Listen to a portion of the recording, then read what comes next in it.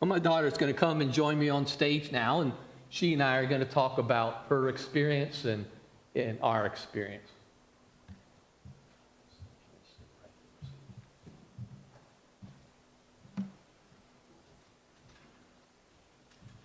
I want you to take them back, Liz, to what it was like for you when you were 15 years old.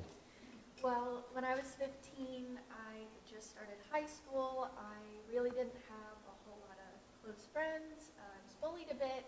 It was just a real turning point in my life. I was very hard on myself to always have perfect grades and do everything right. And anytime I messed up, I was very hard on myself, and I beat myself up a lot. I also had issues with controlling my impulses, and I made some really poor decisions during that part of my life, and I was too scared to say anything about how I was feeling. So it was just a really lonely time, having all these dark thoughts and feeling like I had to keep them to myself. So all of that added up to just create a really sad, angry teenager. Yes. So the night Liz revealed she had cut herself is the night that, Diane and I realized all three of us needed help. And I remember that the following morning, as clear as a bell, as I went through phone numbers trying to find the right therapist for Liz and us. Had a buddy at the time that was a psychiatrist in town, and I got on the phone with him so that he could treat her as well.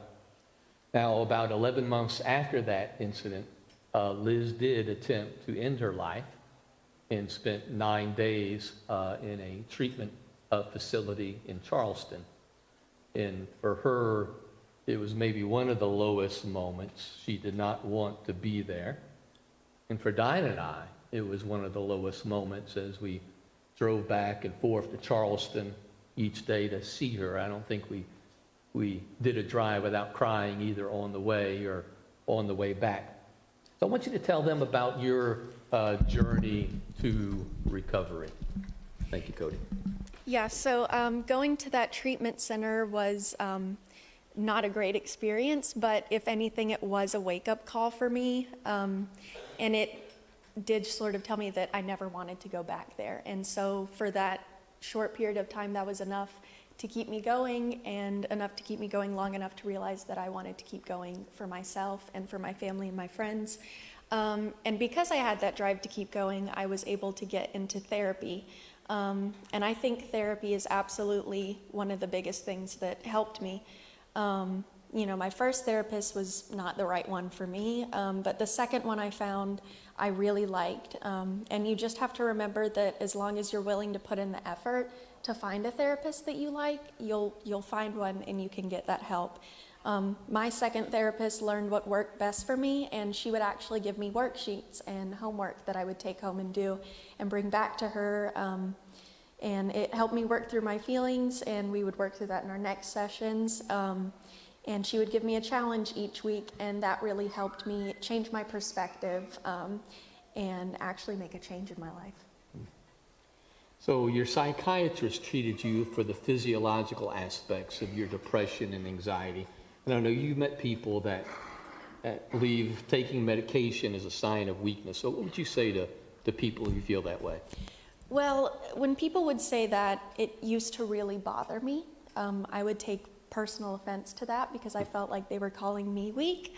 But I understand now that it's really just ignorance or people who don't know a whole lot about mental health.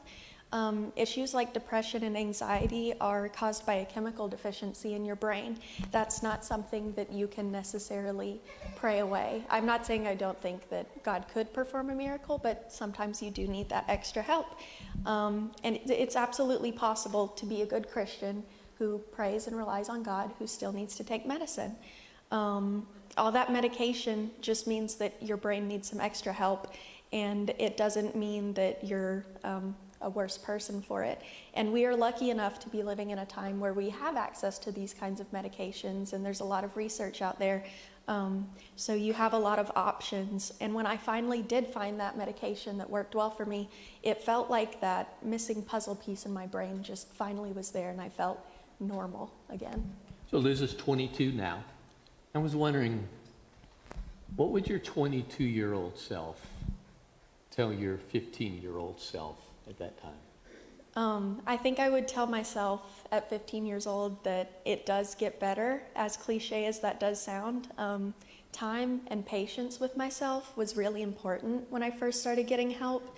I would also say that it's okay to have those feelings and that I'm not a horrible person for having those negative thoughts. I'm not the only person on the planet to feel that way, and I'm definitely not bad for having issues. I also wish that I could have known then just how much the people around me really loved and cared for me, and that the negative thoughts I had weren't true. And I think I would also tell myself that I'm a lot stronger than I think, and that I will make it out to the other side of the tunnel.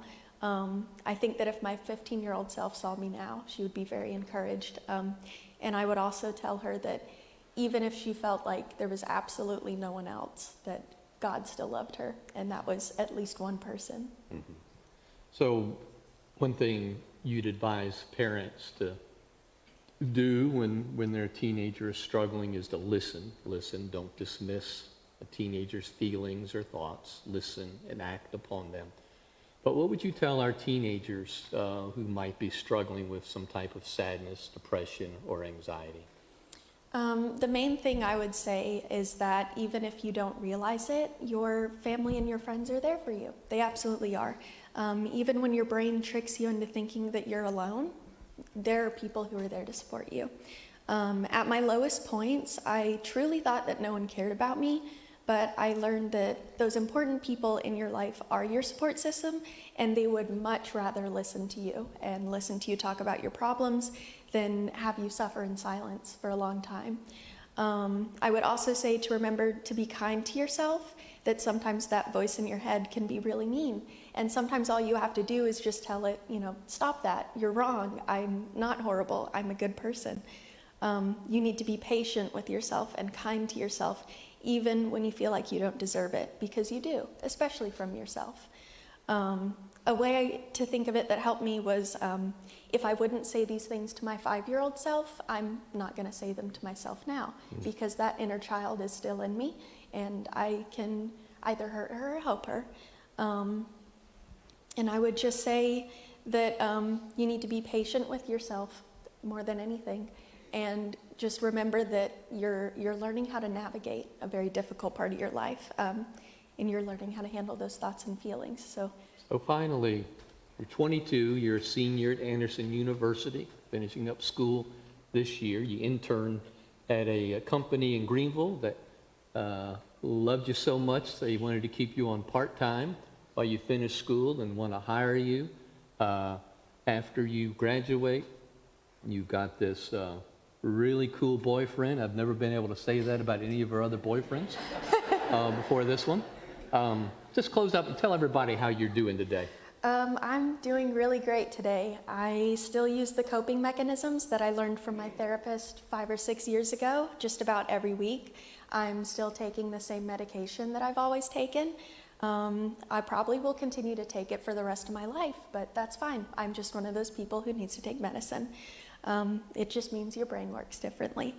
I am doing great, and there's no way I could have made it to this point in my life and my mental health journey if it wasn't for my family, my friends, and my church family, and for God all being by my side the entire time. And I'm beyond grateful for every moment that I went through, even if it was horribly difficult, because it built me into the person I am today. And God had my back the entire time, and as soon as I realized I wasn't alone, I got better, and I'm working to continue to getting better every day. Well, Liz, thank you for sharing your journey. Would you guys thank her for me, please? Good job, Liz.